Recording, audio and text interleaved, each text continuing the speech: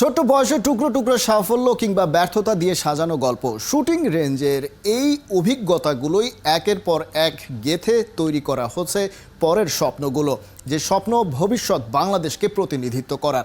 ওরা লাল সবুজ পতাকাকে গর্বিত করতে চায়। ষষ্ঠ হামিদুর রহমান ইয়ুথ শুটিং চ্যাম্পিয়নশিপে এমন সব তারুণ্যের গল্প থাকছে রিপোর্টে। বড় ভাইয়ের হাত ধরে প্রথম শুটিং রেঞ্জে আসা, তারপর এই নিশানাবাজিকেই ভালোবেসে ফেলা।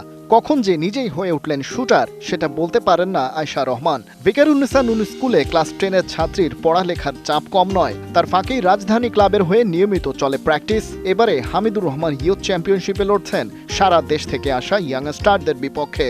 প্র্যাকটিসটা যদি আমি ভালোভাবে করি তাহলে এমনি এমনি আমার স্কোরটা ডেভেলপ হয়। একটু খারাপ হয়ে গিয়েছে, নেক্সট টাইম আরও ভালো হবে এটাই আশা করছি। আমাদের স্কোর যেরকমই হোক না কেন, আমাদের যে কোচ রয়েছে তারা আমাদেরকে কিছু প্রেশার ক্রিয়েট করে না, তারা আমাদের সাথে খুবই ভালো বিহেভ করে, আমাদের ইনস্ট্রাকশনসও অনেক ভালো দেয়, তাই আমাদের মেন্টালি কোনো প্রেশার দেয় না আমাদের কোচরা।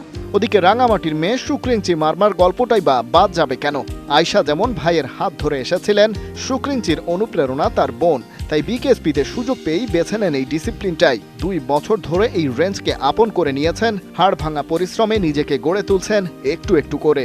3 বেলা প্র্যাকটিস থাকে, রবি আর মঙ্গল বৃহস্পতি সকালে প্র্যাকটিস থাকে। ওখানে হচ্ছে 6:30 থেকে 8টা পর্যন্ত এরকম। তারপর হচ্ছে আমরা কলেজে যাই, 1 তারিখ ছুটি পাই, তারপর বিকালে আমরা আবার প্র্যাকটিসে যাই 3টা থেকে 6টা এরকম। কেবল বড় স্বপ্ন দেখলেই তো আর হয় না, নিজেকে সেভাবে তৈরি করার সুযোগ সুবিধাও চাই। দেশের নানা প্রান্ত থেকে আসা শুটারদের ফ্যাসিলিটি তলানিতে সেই চ্যালেঞ্জ নিয়েই চলে এগিয়ে যাওয়ার চেষ্টা। আমাদের ক্লাবে আমি তেমন গুলি করতে পারিনি এবারে। এখানে আসার পর 60টা শট করছি, তবু একদিন। আর ক্লাবে প্রতিদিন 15-20 এরকম গুলি করছি। তারুণ্যে সাজানো এই শুটিং রেঞ্জ থেকেই গড়ে উঠতে পারে আগামীর বাংলাদেশের স্কোয়াড। প্রতিভাবান শুটার তুলে আনার পাশাপাশি আন্তর্জাতিক লড়াইয়ের জন্য তাদের তৈরি করার কাজটাও সহজ নয়। শুটিংয়ের কর্তা ব্যক্তিরা সেটা কতটা ভালোভাবে পারছেন? সাম্প্রতিক সময়ে ইন্টারন্যাশনাল শুটিং সার্কিটে লাল সবুজের ধার কমে যাওয়া অবশ্য ইতিবাচক কোনো বার্তা দিচ্ছে না। খালিদ জামিল, 71।